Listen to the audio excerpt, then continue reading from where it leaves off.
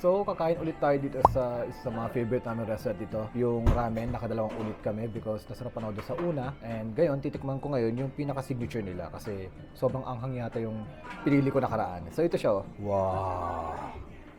Sa kanya yung signature. Sa akin yung number 1 ramen daw. Tapos, side dish. Ito yung free side dish. Ito yung magdagdag lang 100 yen. Itadakimasu! Wow! Wow!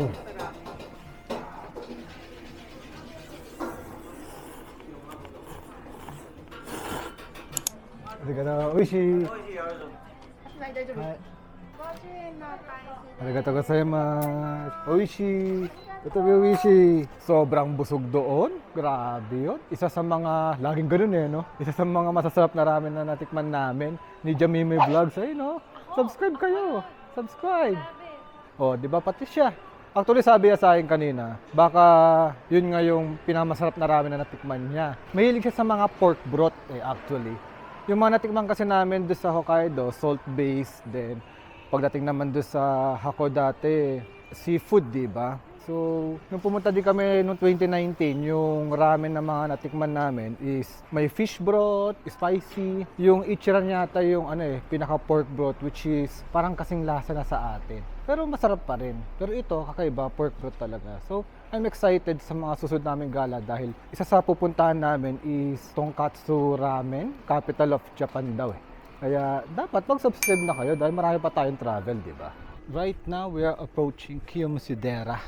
Katulad ng Fushimi Inari na visit na namin to last 2019. So ito yung dadaanan nyo pag buwaba kayo sa Goju Kasa bus terminal.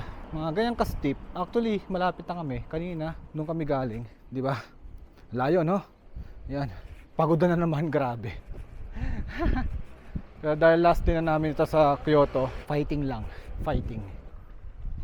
Ano? Kaya pag binibidyohan. Ito na naman yung kalaban ko, hagdanan. Pero malapit na, sobrang lapit na. Kahit na 5 o'clock, ang daming tao. 5 o'clock PM to paggabi na. Ganyan pa kadami yung tao dito. So pasok na tayo, hagdanan na naman. Ang ganda ng kulay, tapos may parang plum or cherry doon. Ayun ang ganda. Wow. So pakita ko lang yung beauty nitong Kiyomizu-dera. So ito, ayan siya, may cherry blossom yata doon Yun Tapos ito yung entrance, tapos ito yung malaking shrine. Yan. Kung papasok ko doon sa parang pagoda nila, may bayad for 100 yen. Pero ako lang on this season na wala masyadong view, pass muna ako. Pero pag talagang full bloom or autumn, I think kailangan talagang puntahan doon for the view at mag-picture-picture. Kasi dito pa lang pwede ka na mag-picture-picture sa may labas, may kita mo na yung buong view ng Tokyo. Ay, Tokyo tuloy, Kyoto, pakita ko sa inyo. Halos ay lang din makikita nyo doon kasi puro dead trees. Ayan So yun yung Kyoto, tapos medyo maaraw, di ko alam kung maano yung exposure. Sa banda doon, meron din mas makikita nyo mas magandang picturean. Ayun di ba? Chill lang tayo dito. Kung budget trip kayo, ayaw gumastos ng 400 yen para sa magandang view or wala namang view talaga katod kung kailan nandito kami, is dito na lang yung spot para sa inyo. Doon kung saan marami nagpipicture, dyan. Solve na yung view dyan. So yun lang sa quick visit dito sa Kiyomizu-dera. Medyo sunset, kaya medyo maganda nga pang Instagram yung mga picture dito. Pwede nyo na lang makita sa Instagram or Facebook namin. Ayan, so pagbaba nyo ng Kiyomizu-dera, on the right side, sa left side kasi parang daanan ng mga kotse. Dito sa right side is maraming mga souvenirs, kainan. Tapos banda dito rin yung Starbucks na kakaiba which is noong 2019 binisita namin. Nagkataon lang din na dito na rin yung way papunta doon sa aming hotel. Kaya ito na yung dadaanan namin, yung touristy. So, mag-check out na kami dito sa hotel namin. At hindi ko pa pala ito napapakita sa inyo, So, pakita ko lang real quick. Yan, sa likod ko, syempre yung higaan. Ayan, pagpasensya niya, medyo magulo na. Ayan. So, comfy naman yung bed, pati yung unan. Ang problem lang, poink. Walang view. Sinag lang ng araw. Tapos, may ref doon. Ayan. May tsaa din. Naubos ni Jamimoy Vlogs na mag-subscribe kayo. Tapos, ayan o, TV. May TV sila. Actually, may HDMI. Wala lang screencast. Sayang. Tapos, ayan. Yung favorite spot ni Jamimoy Vlogs na hindi na ginamit. Makeup room. May sabitan dito ng hanger. Tapos, aircon or heater. Then, electronic lock by Yale or Yale. Tapos, may bathtub na rin. Nandiyan na rin yung shower. At kompleto sila. May soap, shampoo, conditioner. Tapos may hand soap. Tapos yung favorite ng lahat sa Japan. Yung toilet na automatic. Actually, di pala automatic. Ano pala, may mga bidet. Yan. At yung mirror. Yan, mukha akong newscaster. Oh. By room. Ayun, no, automatic. Oh. Yan. Dito kami nagstay sa 305. So, ito yung hallway sa 3rd floor. So, mga gantong oras naglilinis na actually sila, mga 9 to 2. So, magvi-video kami at makikita nyo to sa Instagram ni Jamimoy Vlogs. At yun, mag-check out na kami sa check-out counter. Ayan, automatic din. Check-out. Check-out completed. Yan, dito kami nagstay sa MS Hotel Sanjo Omiya. And on this last day, dito pala kami mamimili ng pasalubong. At ipapakita ko mamaya sa inyo yung super laking bayong na hinanda namin. Na sana may mailagay kami kasi nga late na kami magtitingin ng pasalubong eh. Hindi ko alam kung na-cover ko to sa past videos pero dito ulit kami kumain. Very cozy kasi yung place eh. Tsaka masarap yung kape dito eh. Mura pa. At ito yung aking meal. Bacon, egg, salad. Sa kanya, sandwich. Tapos, iced coffee. Nandito na kami bandang Kyoto Station para maghanap ng pasalubong. Kung meron man, guys. Ha? Kasi konti na lang ang dala kong yen dito. Sorry!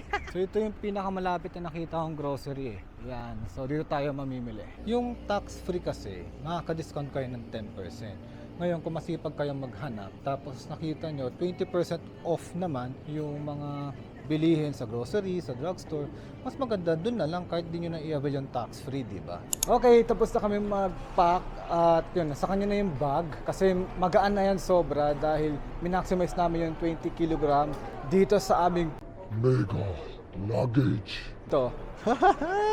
Ang laki, di ba? Oh, di ba? Ang laki niyan. Amo, nagmukhang maliit yung luggage namin, oh. Oops!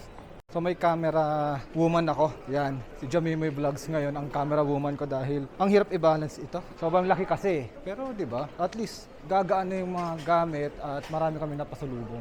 So pupunta na kami ngayon sa JR Haruka Line. Nakapag-reserve ako ng ticket. Kung di pa napapanood yung aking video about reservation ng ticket, panoorin nyo. Madali lang sobra. Sa vending machine pa para di kayo mang-istorbo ng mga Japanese. Diyan tayo, track 30. Struggle is real. Dito pala ang daming coin locker. Naghanap-hanap pa kami sa labas para mabigyan kayo ng perspective kung gaano kalaki yung bagay namin. Ito, upo ako. Ayun siya, oh. Kasi lapad ng ano ko, shoulder. Grabe, di ba? Laki. So, ang challenge na lang yan kung i-handle ba ng maayos si Bupak itong bagay namin. Let's see. Kung sino nagsundo sa amin papuntang Kyoto, siya din ang magsusundo sa amin palabas ng Kyoto. Ayun, oh, si Hello Kitty. Nakapila na kami for check-in. Actually, nag-online check-in na ako. So, bag drop na lang ito. Ito, naghihintay na lang kami ng boarding. At i-share ko lang yung naging experience namin. Medyo mabilis actually dito yung immigration. In-scan lang yung passport, then ayun, goods na. Pati doon sa mismong x-ray ng mga gamit, wala naman naging problem. Kaya in less than 5 or 15 minutes, nandito na agad kami. Natagalan lang ito dun sa pag-check-in ng baggage namin kasi ang haba ng pila. Pero ang tip ko sa inyo, mag-web check-in kayo kasi mas maikli yung pila doon. Dapat gawin nyo yun mga 4 hours before ng flight nyo or more. Kasi nagsasara yung web check-in at mapipilitan kayong pumila doon sa mahabang check-in na pila. Doon lang nagtagal kasi madaming mga nag-over baggage. Kaya isang tip ko rin para hindi masyadong makaistorbo sa inyong kababayan or sa mismong mga Japanese officials ay ayusin nyo na agad yung baggage nyo na hindi mag-over baggage or basahin nyo mabuti yung requirements ng Cebupac or kung anumang airline yung inyong sasakyan at mag-comply kayo para hindi humaba pila, hindi rin tayo nakakaya sa mismong mga Japanese crew, baka isipin kung ano-ano yung Pinoy, di ba? Kaya yun lang. So salamat at sinamahan nyo ako sa aking birthday cultural trip. So sa susunod ulit, Jane!